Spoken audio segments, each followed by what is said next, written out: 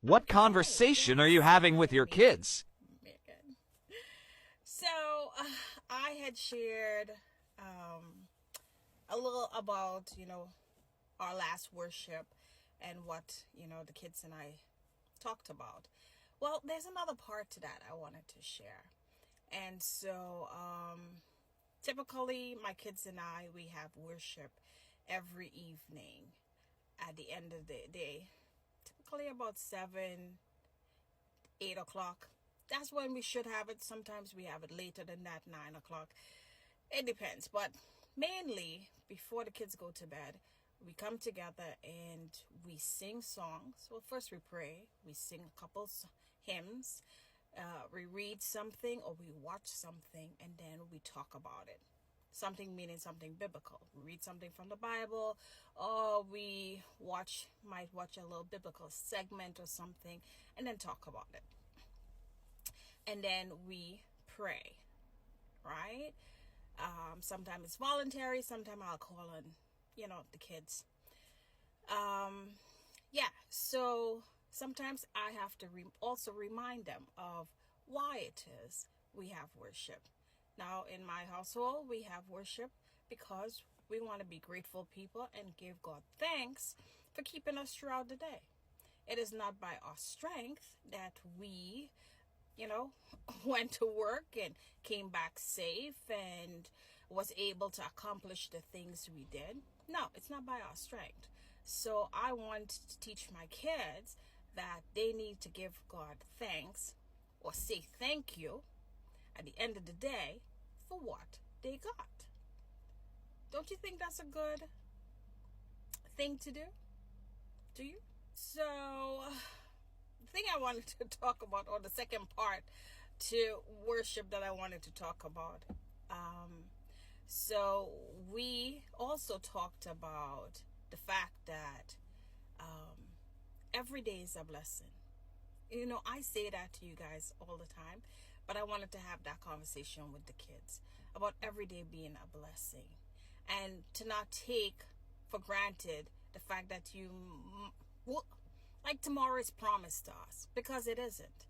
And I also wanted to ask them, God forbid, knock on wood, as they say, we weren't able to wake up tomorrow. Where would we be going? So that was my question for the kids. Where would you end up? Because all my kids are at the age of accountability. Yeah, they've all chosen to get baptized. I didn't force them. I don't believe in forcing children into doing anything they don't want to do. All of them were allowed to wait and come to us and say, I want to be baptized. Of course, there are people in church who might want to pressure them, and I said, no, in our household, let them be. When they are ready and they understand the seriousness of baptism, they can do it. And so they are all at the age of accountability. And now that they're at that age, they need to know that God forbid something happen, where are you going? Are you living a life that is pleasing to God? And too many of us, I feel, and I include myself, because sometimes I act that way, act like tomorrow is ours. And according to the Bible, it isn't. Now, God has been merciful to us, right? Yeah, He's been merciful to some, most, all of us, and has allowed us to see day after day, year after year. But not everybody gets that. And I think sometimes we don't show gratitude for that. I mean, I don't want my kids to not show gratitude. So for worship, the discussion was, where do you think you're going to end up? Do you think you're living a life that is pleasing to God? These are the questions we all had to answer or talk about. Now it's great to push my kids for academic stuff. I must say, I'm grateful that God has blessed my kids with talent, and those are great. My whole thing is that I need them to be aware of, to want to live for and form a relationship with God, first and foremost.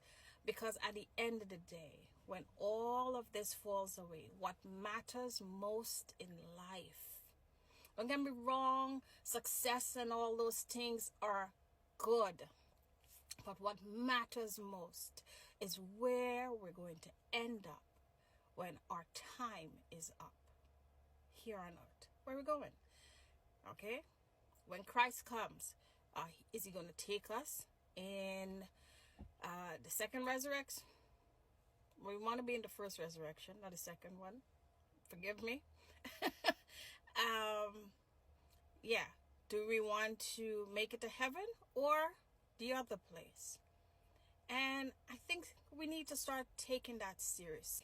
Yeah, so let me know if you agree or disagree. Let's start a conversation. Because at the end of the day, like I said before, that's what matters most. I mean, if you think this is your heaven here and you're going to live it up and you don't care where you end up after here, then have at it, honey. You know, that's why salvation is an individual thing. It is not a collective thing. We're not going to be saved as a church. We're not going to be saved as a community.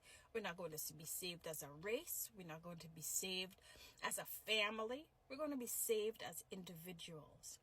We, you and me and my kids, or every one of us have to decide what we want for ourselves. Do we want a relationship with God? Do we want to follow him? It's on us. And I always tell my kids, if they don't make it, it's because they chose not to. I know some of you may say, what kind of, conversations you're having with your kids? And I would say for an unbeliever, a non-believer, you may not understand. But maybe for a believer, you do understand why I'm having these conversations with my kids, or why these are the topics we have for worship. But again, let's start a conversation. I am open to talking about it. I want to hear what you guys think. Let me know. And you know what I always say? Let's thank God for every day. Every day above ground is a blessing. It truly is, if you think about it. Until the next one. Bye.